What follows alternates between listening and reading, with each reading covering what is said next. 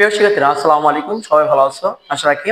আজ তোমাদের সামনে বৃত্ত নিয়ে আলোচনা করবো। বৃত্ত অলরেডি বৃত্ত আমি শুধু এখানে লিখেছি, বৃত্ত আঁকাইনি, আঁকবো। বৃত্ত সম্পর্কে অনেক ডিটেলস আলোচনা আছে। আমি কি প্রাথমিক যে মৌলিক বিষয় সেটা নিয়ে একটু আলোচনা করবো তোমাদের সামনে। চলুন দেখা যাক বৃত্তটা কি দেখেন। এই যে আমি একটা বৃত্ত আঁকলাম, এই যে একটা বিন্দু থেকে শুরু করে আবার ওই বিন্দুতে গিয়ে পৌঁছালো, তার মানে কি এটা রাউন্ড হয়েছে। এটা হলো বৃত্ত। বৃত্তের মাঝখানে একটা বিন্দু থাকে, সেটার নাম হলো কি কেন্দ্র। এই যে এটা হলো কি কেন্দ্র, কেন্দ্র বিন্দু বিন্দু এবং বৃত্তের চারপাশে যে রাউন্ড, এই যে এরিয়া, এটা হলো বৃত্তের পরিধি। এটা হলো কি বৃত্তের পরিধি পরিধি প্রিয় শিক্ষার্থীরা, কোন সম্পর্কে যদি ভালোভাবে জানতে চাও তাহলে অবশ্যই সেটা মানে গড়াই থেকে একদম বিষয় শুরু থেকে শিখতে হবে। এই যে চারপাশে যে এটা বৃত্তের পরিধি, আর বৃত্তের পরিধির একটা সূত্র আছে, আমরা অনেক সময় জানি বৃত্তের পরিধি সমান 2πr। এখানে বৃত্তের পরিধি পরিধি সমান হলো কি 2πr এটা। এবং বৃত্তের আরো কিছু মৌলিক বিষয় আছে, সেটা আরেকটা বৃত্ত এখানে আমি আঁকি। আরেকটা বৃত্ত আঁকলাম, এটা কেন্দ্রবিন্দু। তাহলে এই বৃত্তের কেন্দ্র বরাবর যে সরলরেখা এক পরিধি থেকে অপর পরিধি পর্যন্ত যে সরলরেখা গমন করে সেটাকে বলা হয় ব্যাস। এটাকে বলা হয় কি ব্যাস। তাহলে আমরা জানলাম যে বৃত্তের কেন্দ্র দিয়ে গমনকারী সরলরেখার নামই হলো কি ব্যাস। এবার আমি আরো কিছু আছে, যে বৃত্তের কেন্দ্র থেকে পরিধিকে ছেদকারী রেখা, কেন্দ্র থেকে বৃত্তের কেন্দ্র থেকে পরিধিকে ছেদকারী রেখার নাম হলো, এটা হলো কি ব্যাসার্ধ। ব্যাসার্ধ, এটার নাম হলো ব্যাসার্ধ। ব্যাসার্ধকে সাধারণত আর দ্বারা প্রকাশ করা হয়, আর ব্যাসকে সাধারণত কি ডি দ্বারা প্রকাশ করা হয়। এবার প্রিয় শিক্ষার্থীরা একটু খেয়াল করো, এবং বৃত্তের একটা বৃত্ত আঁকি। বৃত্তের কেন্দ্রবিন্দু, এটা কেন্দ্রবিন্দু ছাড়া, কেন্দ্র ব্যতীত অন্য একটি সরলরেখা, মানে কি এক পরিধি থেকে অপর পরিধি পর্যন্ত যে রেখাটা গমন করে সেটা হলো কি জ্যা। এটার নাম কি জ্যা। জ্যা, এই হলো বৃত্তের মৌলিক বিষয়। তাছাড়া বৃত্তের ক্ষেত্রফল সমান, আমরা জানি বৃত্তের ক্ষেত্রফল সমান কি পাই আর স্কয়ার।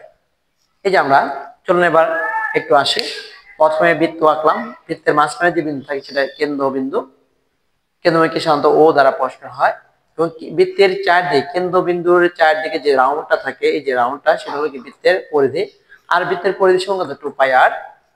এবং কেন্দ্র দিয়ে যে সরলরেখাটা গমন করে সেটা হলো কি ব্যাস। ব্যাসকে সাধারণত ডি দ্বারা প্রকাশ করা হয়। আবার কেন্দ্র থেকে পরিধিকে ছেদকারী, সেটা এটা এদিকে হতে পারে, এদিকে হতে পারে, এদিকে হতে পারে, এদিকে হতে পারে, যেটা রেখা সেটা হলো কি ব্যাসার্ধ। এবং কেন্দ্র ব্যতীত যে সরলরেখা এক পরিধি থেকে অপর পরিধি পর্যন্ত ছেদ করে সেটাকে জ্যা বলা হয়। বৃত্তের কি বলে? জ্যা বলে। এই মূল বিষয়গুলো যদি জানি তাহলে এখান থেকে আমার সংক্ষিপ্ত প্রশ্ন অথবা এক কথায় উত্তর অথবা কি নৈবেত্তিকের জন্য আমরা সহজেই আনসার করতে পারবো। যেমন বলা হলো কি, যে কোন বৃত্তের, এখানে একটা প্রশ্ন আমরা তৈরি করে দেখি। কোন বৃত্তের ব্যাসার্ধ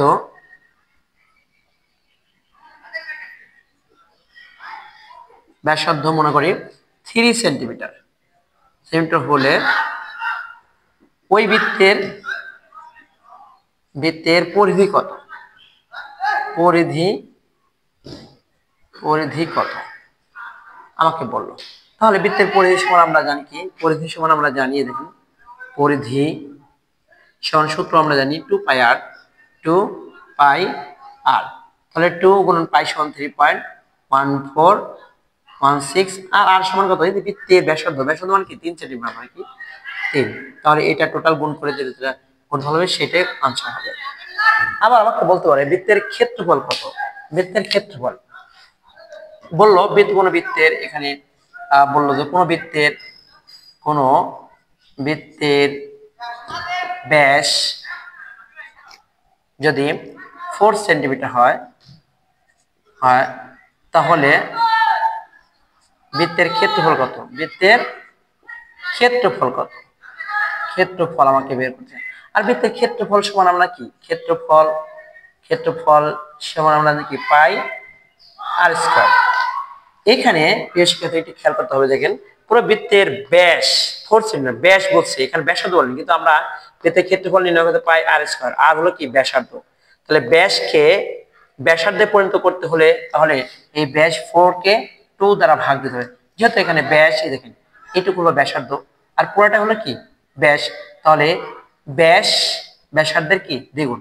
আচ্ছা তাহলে দেখেন এখানে 2 দিয়ে ভাগ দিলে 2 দুগুণে 4, তাহলে পাই গুণন কত 2 দুগুণে 2 এর পুরো স্কয়ার, তাহলে কি 4 4 পাই। তাহলে বৃত্তের ক্ষেত্রফল হতো 4 পাই, এটাই आंसर হবে। পায়ের মান বসিয়ে দিলে যেটা হবে সেটা।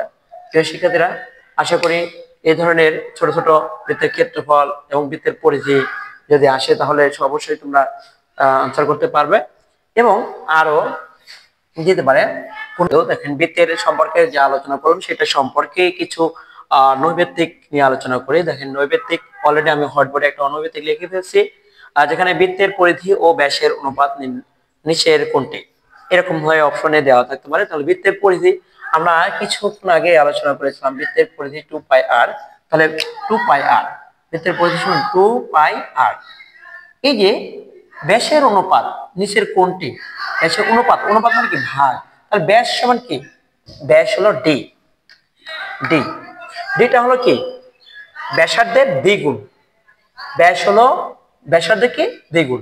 যেমন দেখেন এখানে ব্যাসটা হলো কি এই যে এই সম্পূর্ণটা হলো ব্যাস, তাহলে এই অর্ধেকটা হলো কি আর, তাহলে এইটুকু যদি আর হয় এইটুকু কি হবে আর হবে, তাহলে আর প্লাস আর সমান কত 2 আর, আর 2 আরটা হলো কি ডি সমান কত, ডি সমান কত 2 আর হয়েছে।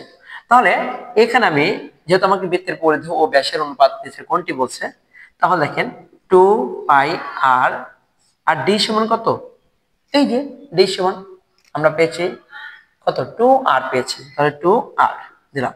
এখানে 2 তো কেটে গেল, আর কেটে গেল, তাহলে কি থাকলো শুধু পাই থাকলো। আর পায়ের মান এখানে পায়ের চিহ্ন দিয়ে দিতে পারে, অথবা পায়ের মান সমান কত 3.1416 আমরা জানি, তাহলে কত হবে এটা। এরকম ধরনের তোমার হলো কি ছোট ছোট নৈবেত্তিক এবং হলো ছোট প্রশ্ন তোমাদের প্রশ্নে আসতেই পারে, মানে আসতে পারবে কি খুবই ইম্পর্টেন্ট, এই ধরনের প্রশ্নগুলো খুবই ইম্পর্টেন্ট তোমাদের জন্য।